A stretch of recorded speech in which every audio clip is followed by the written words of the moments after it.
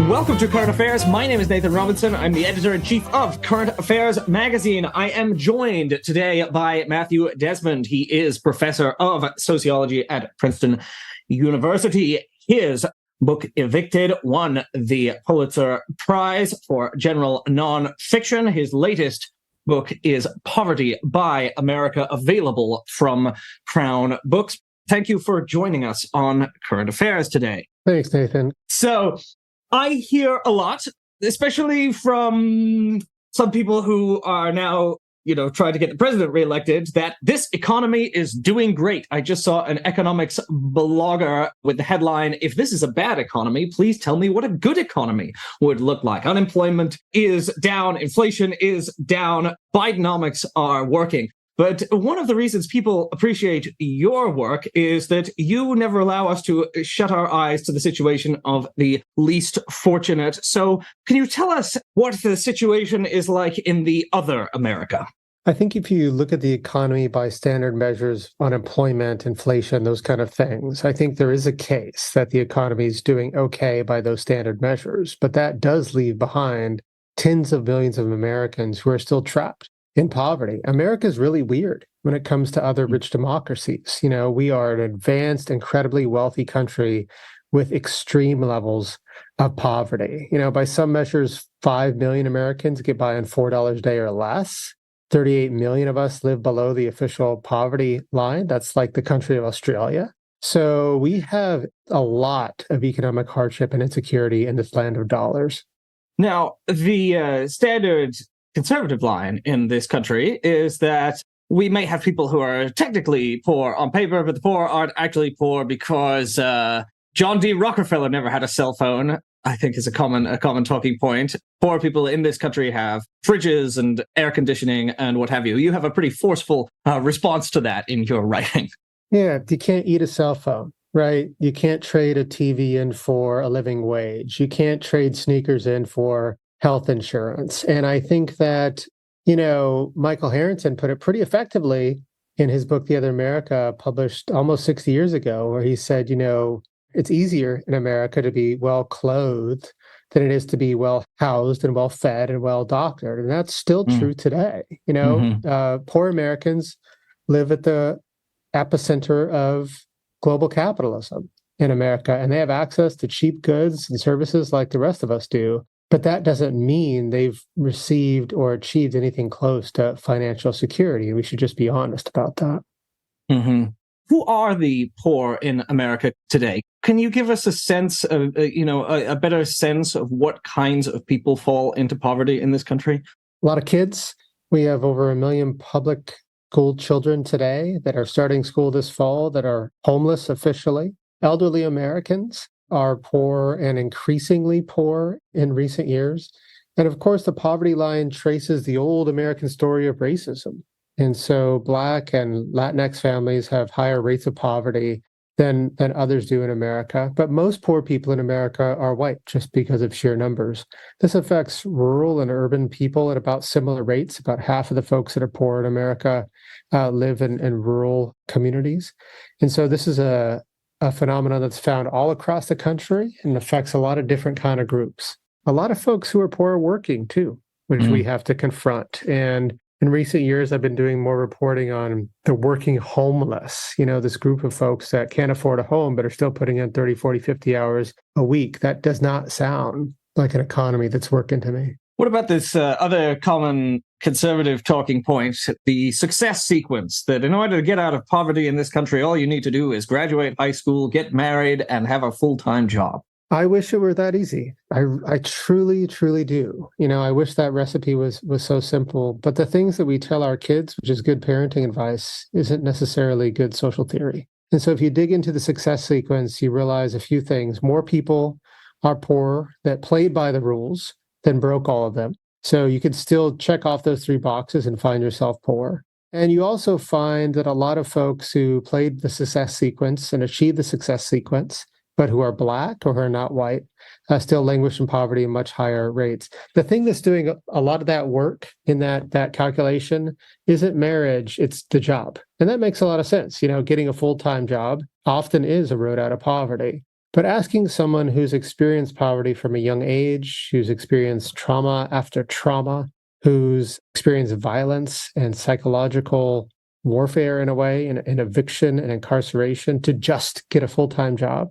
Sometimes it's like asking that person just to have a different life. And you mentioned, of course, that a lot of children are in poverty, and telling them to get a full-time job really is not much of a solution.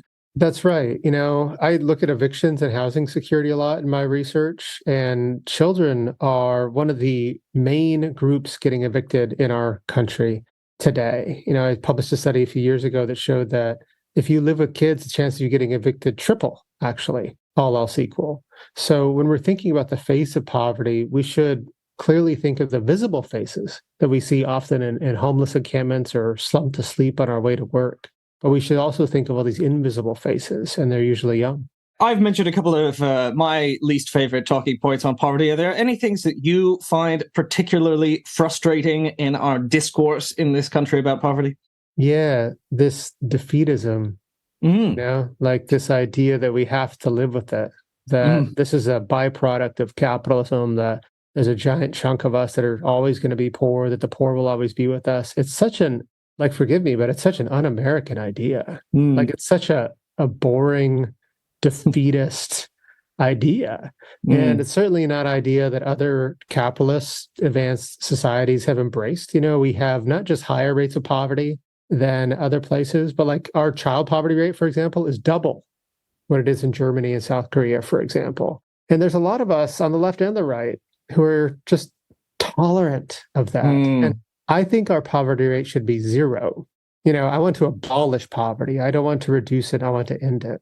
And that lack of moral ambition today, I think that really gets under my skin. This is one of the things I like about you as a sociologist. I feel like a lot of academics are a little afraid to point a finger or use moralistic language, but you do point a finger in this book, and you say, look, a lot of people benefit from poverty. A lot of people exploit poor people. And a lot of the rest of us also tolerate this, and we could fix it, and we don't. And that's something that is morally unacceptable. Right. I think there's this line from John Galbraith that I quote in the book when he says, complexity is a refuge of the powerful. And that's a really troubling line for an academic. We like to complicate things and qualify and edge. But I think enough of these abstractions, we have so much poverty, not in spite of our wealth, but because of it. I mean, let's talk really concretely about this. Many of us benefit from all this poverty. We consume the cheap goods and services the working poor produce. We're invested in the stock market, don't we benefit when our returns go up and up, even when that comes at the cost of someone's wages going down? Many of us defend this ludicrously unbalanced welfare state that America has. The fact that we give the most to families that have plenty already, especially in tax breaks, and then repeat this lie that this rich country can't afford to do more. And many of us continue to be segregationist, embracing exclusive communities, hoarding opportunities behind these walls, and creating not only pockets of concentrated wealth, but pockets of concentrated poverty, the side effect of these decisions. And so a lot of us are connected to the solutions and the problem at the same time. Now, you've said there that in some ways we shouldn't overcomplicate simple problems, but in another way, your analysis in this book does issue simple explanations. It certainly issues the personal responsibility explanation. It also challenges the explanation of a product of neoliberalism. We gutted the welfare state, and as a result, of course, poverty persisted. I mean, you've mentioned there are other factors, and in particular, you say we have to look at the way that poor people are exploited in this country. Right. So this is a big question. Forgive me for talking a little bit more on this question. Sure. But I think it's really important because there's a paradox, right? There's a paradox that spending on poverty programs has increased a lot over the last 40 years. But by a lot of measures, poverty's been very persistent. And that's weird because those programs like food stamps, housing assistance, they work. They work. There's a ton of evidence showing that they pull folks out of poverty. And yet we have this persistence of poverty. So what's going on? And what's going on is the thing you put your finger on, that we have failed to confront the unrelenting exploitation of the poor in the labor market and in the housing market and the financial market. So if you think back, like on the war on poverty, right? When Johnson launched the war on poverty in 1964, 10 years later, poverty was cut in half. Big advances in economic prosperity for our country. But the thing is, the war on poverty was fought during a time when 1 in 3 workers belonged to a union and wages were climbing, and jobs were good. Today, unions are weak and wages are pretty stagnant, especially for folks without a college education. And so these poverty programs are lifesavers, but the exploitation in the labor market and other markets have turned them into something like dialysis. They make poverty less painful, but they don't make it disappear. The implication of this, I feel, is pretty profound. It means we don't just need to turn the faucet on more. We don't just need deeper investments. We need different ones. We need to start cutting poverty at the root. I want to ask you, because I'm always baffled when I see these statistics like California spent billions of dollars and this much per homeless person and has not succeeded in addressing homelessness. You point out this paradox of all this spending. Where does the money go? Why is it that you can spend? You've pointed to a couple of things there, but how does a state like California spend so much on homelessness without solving homelessness? So one of the reasons is they're not solving the root cause of homelessness, which is the lack of housing in that state. And so, it is expensive to get someone who has reached a rock bottom place and is living on the street into a place of stability. And that's why upstream interventions like eviction diversion or making sure people don't end up, street homelessness are really much more cost effective. And when we're talking about intervening in the end of poverty, fighting for the end of poverty, we have to start thinking about attacking its root causes. And so that doesn't just mean triage, which a lot of these statistics come from. It also means designing a new kind of society. But speaking kind of specifically about welfare aid, a lot of the numbers you see on paper does not translate into a dollar in someone's pocket or benefit for a family. So if you look at welfare dollars, our money we spend on this program called Temporary Assistance to Needy Families, or TANF. This is cash welfare. It's a block grant, which means the federal government gives states money and says, hey, you've got some discretion how to spend it. And man, those states use that discretion. Some states fund Christian summer camps or abstinence-only programs with those welfare funds. For every dollar budgeted for a family, only 22 cents ends up in their pocket in terms of direct aid. So I'd be a little skeptical or weary of looking at budgetary impacts just by looking at budgets on paper. Well, I wanted to ask you to respond to, there's a criticism of the excerpt that you published in the New York Times Magazine that was written by Matt Iglesias, who's a kind of wonky Democratic blogger. And he essentially suggested that your explanations, which talk about exploitation by landlords, which talk about the decline of unionization, are themselves bringing in factors that we don't need. And he suggested that, he says the idea, I'll just quote him here, he says the idea that the welfare state has totally failed is a lie I'm used to hearing from Paul Ryan, not something I would expect to hear from someone like Desmond. He suggests that, in fact, we know that the social safety net works, and the main problem here has very little to do with changes in unionization or exploitation. The main problem is that compared to other countries, the United States has a stingy welfare state. And if we were willing to have a robust welfare state, like many other countries, we would solve poverty very, very quickly. That's what I kind of understand him to be saying. And maybe you could respond to that.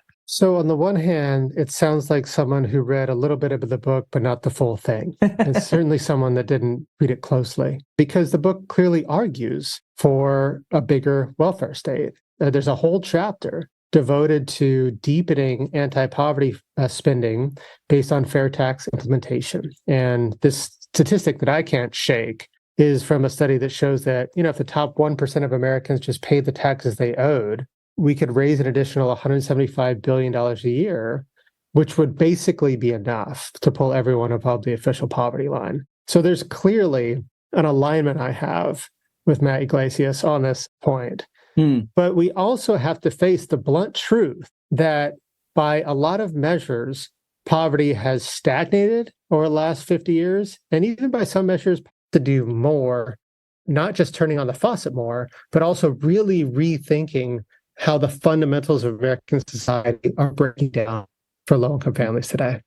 Your solution here, at the end of your book, you say, just to conclude here, that we need to lift the floor by rebalancing our social safety net, but we also need to empower the poor by reining in exploitation and invest in broad prosperity by turning away from segregation. That's how we end poverty in America. And you say that we need to start by being poverty abolitionists who are committed to this. So maybe you could just talk a little bit more to conclude here about what the path towards solving this incredibly, maddeningly solvable problem is.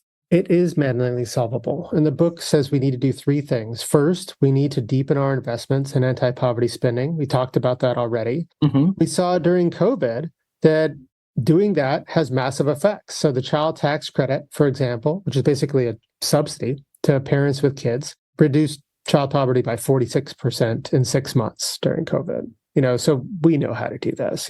We need to do more. But the second thing we need to do is address exploitation, which means we need to empower workers. We need to expand housing choice for families at the bottom of the housing market so they don't have to just choose the best bad option. And we need to end this unrelenting financial exploitation of the poor, which pulls about $61 million in fines and fees out of their pockets every single day. And then finally, we need to end our evil embrace of segregation. We need to stretch and reach for broad prosperity in our own communities. Now, that might sound like a wonky thing that's Congress's business, but the book makes a real clear point that this is our business too. And to get there, to build a political will to move the needle like that, I think we need to embrace this idea of becoming poverty abolitionists, which means we recognize that poverty isn't something we should tolerate, but is something that we should abhor. And we hold on to the conviction that profiting from someone else's pain corrupts all of us and corrupts our society. This means shopping and investing differently. This means talking about our taxes differently. This means supporting a government that's determined to fight poverty by fair tax implementation. And it means kind of showing up at those zoning board meetings and fighting for integration ourselves. So it's kind of like, this is a call to make poverty personal, to take a little bit on us. And I think like the great balance here is shown with the environmentalist movement. We need big policies. We need congressional action. We need international cooperation. But like, what are you eating? What are you driving? Do you need to take that trip? And I think those little tiny personal decisions matter for these larger political moves too. That's how we put upward pressure on folks. And we should do that with respect to economic justice too. Yeah, it seems to me like there's a huge danger of what you discussed earlier is this resignation. Here in New Orleans, just less than a mile away, under the highway, there's just an ever-growing tent city. But we solved homelessness briefly during the pandemic by putting in people in hotels and got the homelessness rate down, from thousands of people to dozens, and then we unsolved the problem. It's really sad. Yeah. And it's still considered intractable, right? Yeah. It doesn't seem very intractable. It seems like a failure. It seems like a failure that we could address if we saw this as our fault. Yeah, bigger, more permanent changes to societies have been made by far less emergencies, both through tyrannical and authoritarian regimes and democratic regimes. And so the idea that what we did during COVID was just temporary and impermanent, it certainly didn't have to be. And something that I'm still wrestling with is how we let that slip. Because on the one hand, the answer is kind of easy. There was a pandemic. It was only for that. There was a political barriers. But on the other hand, there's something very, there's something very searching and deep about how the American public basically ushered in kind of a new country for a year and then just let it slip. Yeah. Well, I hope everyone picks up Poverty by America. It is an urgent and important book. It is a wake-up call. It shakes us out of our complacency. It is a j'accuse directed at this country to say that we can and must do better, and that we have to set aside our many excuses for neglecting those among us who suffer from the very, very solvable affliction of poverty. It is available from Crown Books. Matthew Desmond, thank you for joining us on Current Affairs today. Thanks, I appreciate you.